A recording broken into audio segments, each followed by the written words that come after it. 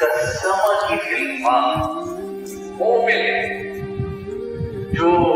अपने कान की, आंखों की, जबान की, हाथों की, पैरों की ईमान पर पाए,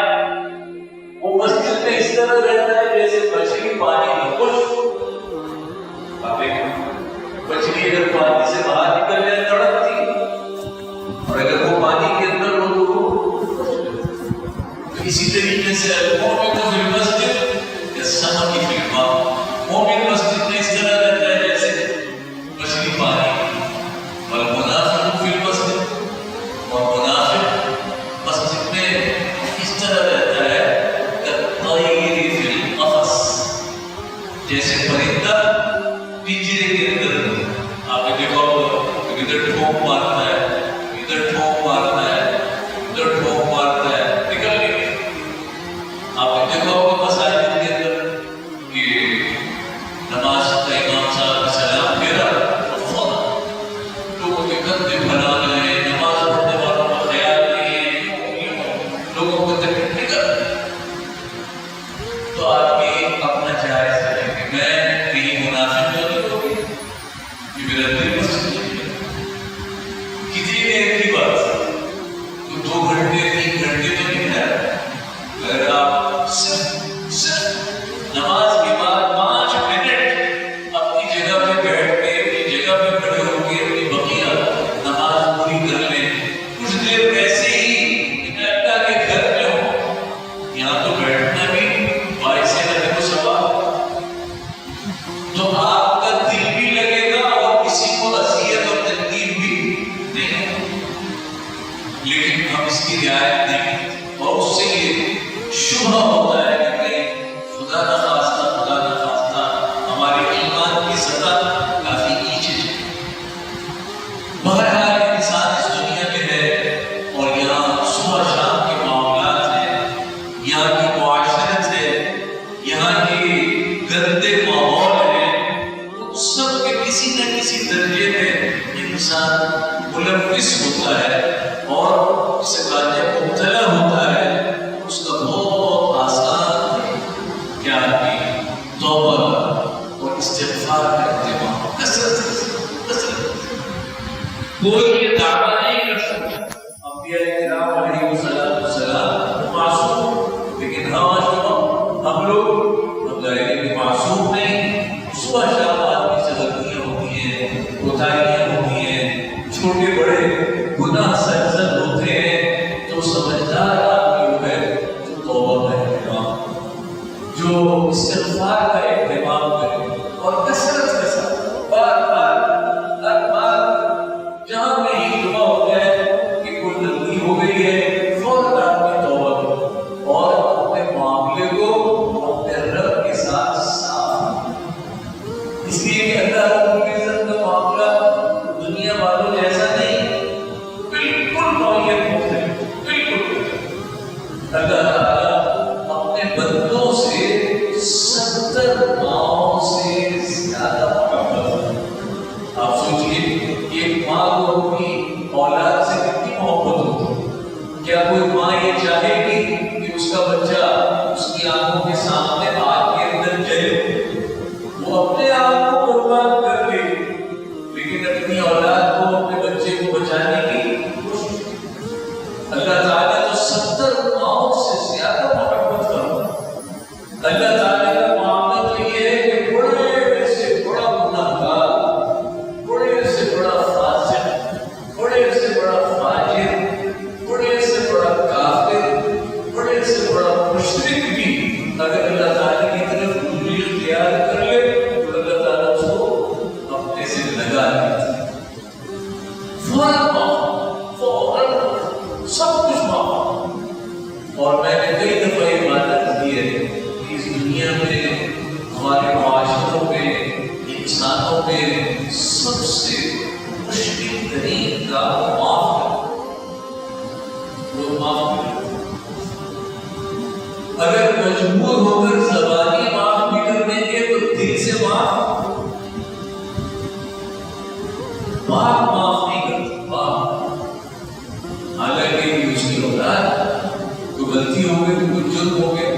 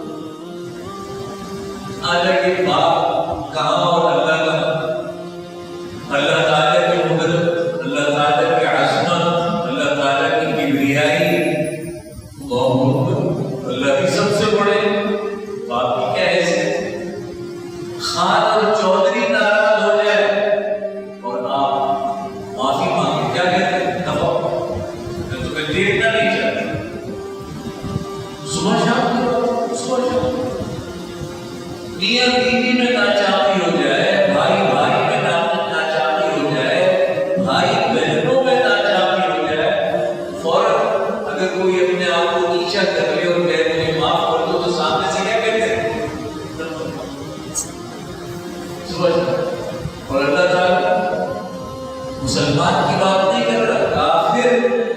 مشرک، فاسق، فاجر، بڑے سے بڑا گناہگار بھی اگر وہ ندامت اختیار کر لیتا ہے اور اللہ تعالیٰ کی طرف رجوع ہو جاتا ہے اور اللہ تعالیٰ سے معافی اور توبہ مانگتا ہے،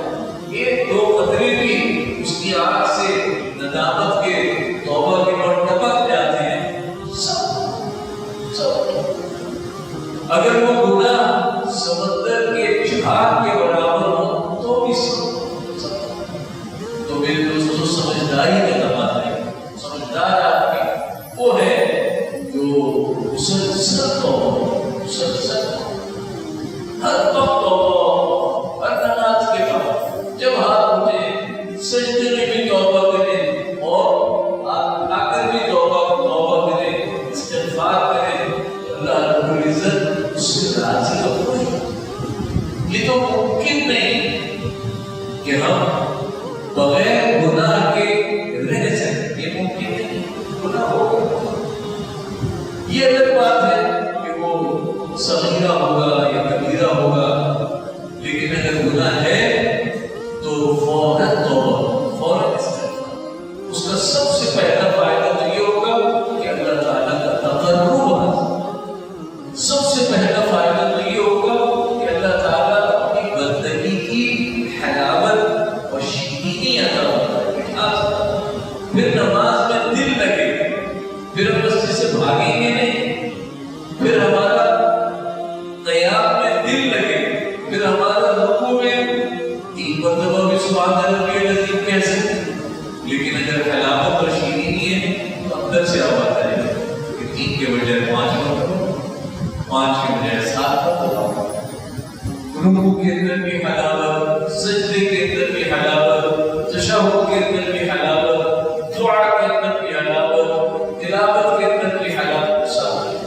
اور یاد رکھیں کہ پھر معاشرتی زندگی پر بھی اس کی نہایت مبارک اثر، جسے توبہ کرنی آتی ہے، جسے معافی مانگنی آتی ہے، جسے اپنے رب کے سامنے سر جھکانا آتا ہے، تو پھر وہ خلق خدا کو بھی ناراض نہیں، پھر وہ خلق خدا کے ساتھ بھی حسن سلوک کرتا ہے، پھر وہ خلق خدا کے لیے بھی خیر ثابت ہوتا ہے، پھر خلق خدا کے لیے بھی مفید ثابت ہوتا ہے۔ چنانچہ آپ صلی اللہ علیہ وسلم کی عادت مبارک، آپ کی حیات طیبہ، آپ اس کا جائزہ لیں کہ آپ صلی اللہ علیہ وسلم کسی ضعیف کو وزن اٹھائے ہوئے دیکھتے تو فوراً لپک کر جا کے اس سے غرض نہیں کہ وہ مسلمان ہے یا کافر ہے، آدمی ہے، انسان ہے، ضعیف ہے، وزن اٹھایا ہوا ہے، اٹھا نہیں پا رہا ہے، آپ صلی اللہ علیہ وسلم امام الانبیاء ہیں، سید الرسل ہیں، وہ وزن راستے میں کہیں اذیت والی چیز پڑی، کانٹا پڑا ہے، غلاظت پڑی ہے، پتھر پڑا ہے، آپ صلی اللہ علیہ وسلم سے آپ اسے یہ اماطۃ الاذی عن الطریق، راستے سے تکلیف دہ چیزوں کو ہٹانا سنت۔ جب آدمی اللہ کی بندگی کرتا ہے تو اس کے دل میں اللہ کے بندوں کے لیے بھی رحمت کرتا ہے، اس کے دل میں اللہ کے بندوں کے لیے بھی مہربانی پیدا ہو، پھر وہ غضبناک نہیں ہو، پھر وہ لڑتا جھگڑتا نہیں، پھر وہ حقوق حسد نہیں کرتا، بلکہ وہ سب کے حقوق ادا کرنے کی کوشش کرتا ہے، اس لیے کہ اس نے اپنا معاملہ صبح شام دن رات اللہ تعالیٰ سے درست کیا ہوا ہے، تو وہ یہ چاہتا ہے کہ خلق خدا سے بھی میرا تعلق صحیح اور درست ہو، کسی کے ساتھ ناانصافی نہ ہو، کسی پر ظلم اور زیادتی نہ ہو۔ میرے دوستو، یہ وہ صورتحال تھی جو آپ صلی اللہ علیہ وسلم کی حیات طیبہ میں، آپ کے بعد آپ کے صحابہ کی حیات طیبہ میں، ان کے بعد تابعین کے زمانوں میں، تمام زمان خیر القرون ہے، دنیا جنت نظیر بنی ہوئی تھی، دنیا جنت کی مثال بنی ہوئی، لیکن جب سے ہم نے ان چیزوں کو ترک کیا تو افسوس کے ساتھ کہنا پڑتا ہے کہ چیزیں آپ کی ہیں، اصول آپ کے ہیں، طریقہ آپ کا ہے، لیکن بغیر ایمان کے، بغیر اسلام کے بہت سے کفار نے ان زرعی اصولوں کو لی اس پہ عمل کیا۔ آ جاتے ہیں ان کے ملکوں کو دیکھیں کہ وہاں ترقی ہو گئی، اور آپ اور ہم سب مسلمان ہیں، ہم سب کلمہ گو ہیں، ہم سب لا الہ الا اللہ محمد رسول اللہ پڑھتے ہیں، لیکن وہ عبدیت چونکہ ہمارے اندر نہیں ہے، وہ بندگی ہمارے اندر نہیں ہے، وہ اللہ سے تعلق ہمارا درست نہیں ہے، اور اسی کے نتیجے میں خلق خدا سے ہمارا تعلق درست نہیں ہے، تو آج ہر آدمی پریشان اگر طبیعتوں کے اندر اس بندگی کی وجہ سے نرمی آ جائے، اس بندگی کی وجہ سے حسن اخلاق آ جائے، اس بندگی کی وجہ سے اگر ہماری سیرت اچھی ہو جائے تو دوستوں پورا معاشرہ پھر ویسے بہتر ہو جائے۔ دعا فرمائیں اللہ تعالیٰ ہم سب کو عمل کرنے کی